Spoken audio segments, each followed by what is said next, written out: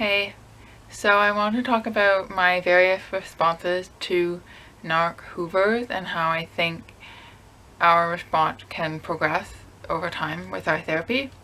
So my first response when I was low contact was to read the message that they sent me and then have doubt and confusion and guilt and feel really thrown off by it for like weeks. And it would obviously trigger like self-blame and self-doubt, and it was just horrible. And I would reply to it. So that's what I was doing when I was low contact.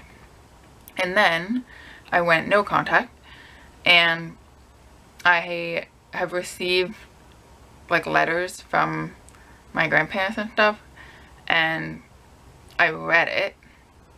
And then, well, I also received emails from my parents when I told them not to contact me before I had changed my email address, and I also read those emails, and I felt fear, anxiety, and anger, and had the response of like, just leave me alone. Like that was my main energy, was kind of like a pushing back response, and I was thrown off for like a day or two about it.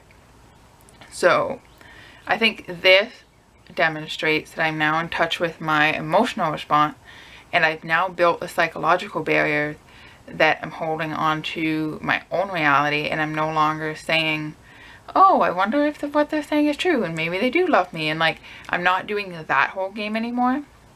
So I think that's progress. It's like I'm now more mentally strong to hold on to my reality, and now I'm being emotionally triggered by the Hoovers.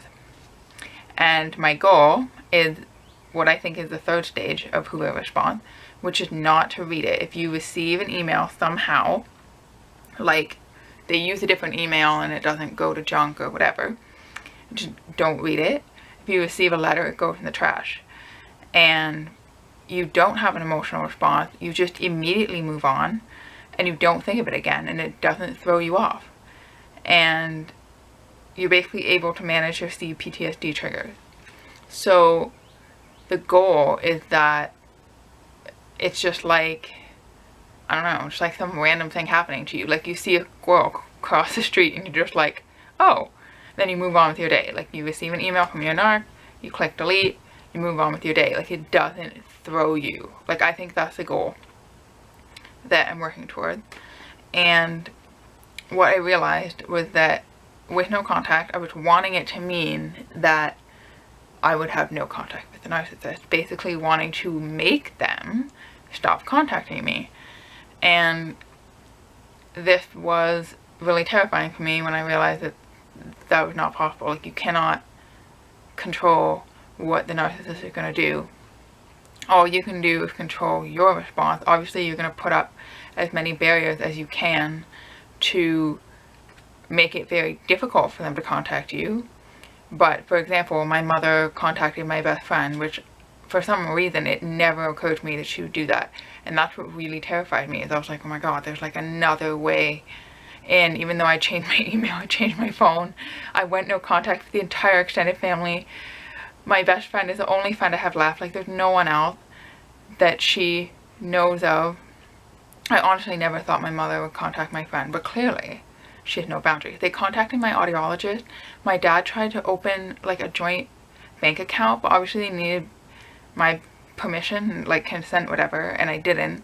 But like they'll do anything and I can't stop it. They're gonna do whatever they want.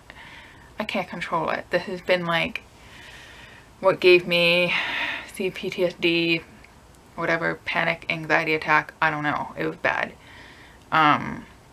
I realized I cannot stop them from trying to contact me. Like they're gonna do whatever they're gonna do, and all I can do is try to manage my emotional response, heal myself enough that I go, oh, they're trying to contact me again, and then just move on.